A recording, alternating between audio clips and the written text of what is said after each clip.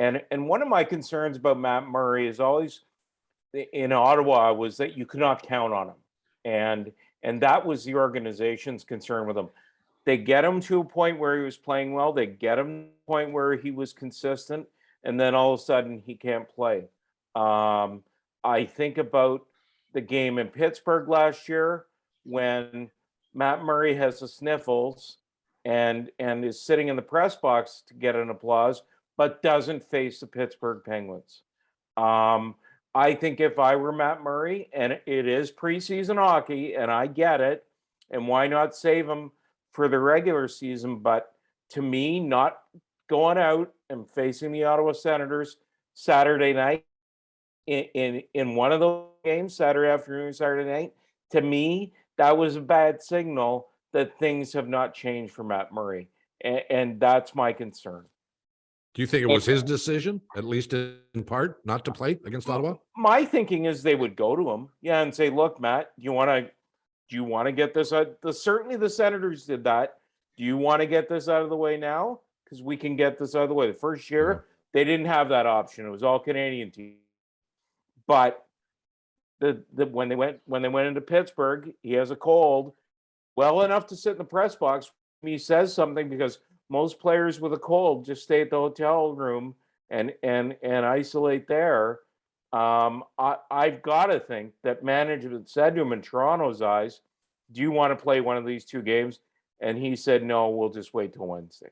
Well, and what fascinates me kind of, Bruce, is if you look ahead to the beginning of the season, the Maple Leafs open up in Montreal on, I believe it's October 15th, which is the Wednesday.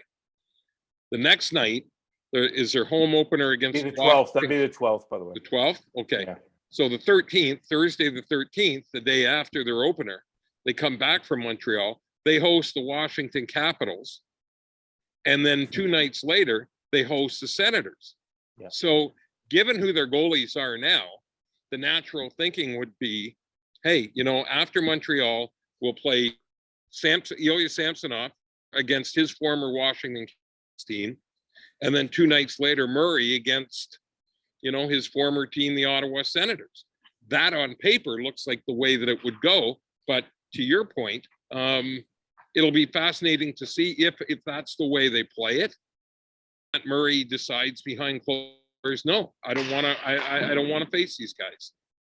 Do you guys think that a team believes that a goaltender that they are familiar with, that the opposing team is familiar with, who used to be one of theirs, who they would see in practice, not that they practice that much anymore, that somehow there's an advantage to that other team? In other words, is there an advantage to Ottawa in playing Murray? Is there an advantage to Washington in playing Samsonov? Or do you think that's mumbo jumbo?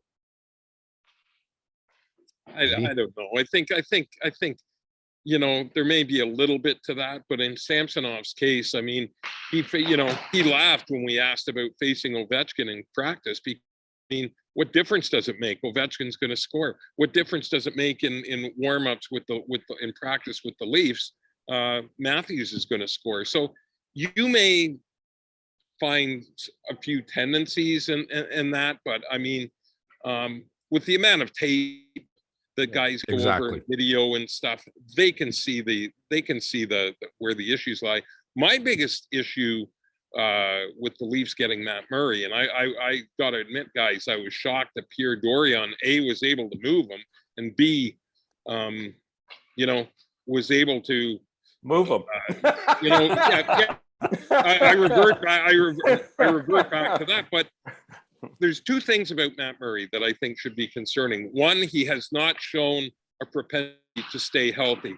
People talk about his Pittsburgh Penguin days, about winning back-to-back cups, and that's great. I mean, I covered Matt there. Great guy. And he was on top of the world at that time. But that was then, this is now. And he has not been able to be healthy. But hold on. Number 2.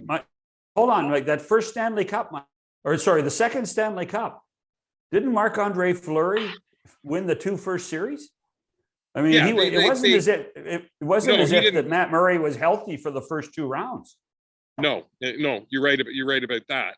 So he has shown a propensity not to stay healthy. But the other thing, and Bruce can speak to this point, when he was healthy in Ottawa and I would watch their games, and John, you mentioned that he is, you mentioned before, he's an angles goaltender, maybe not exactly like Tretiak, but that's he plays. He doesn't rely on the reflexes like a Vasilevsky goaltender like that. Bruce, I found that a lot of times when he was healthy and playing, he lost his net. Yes.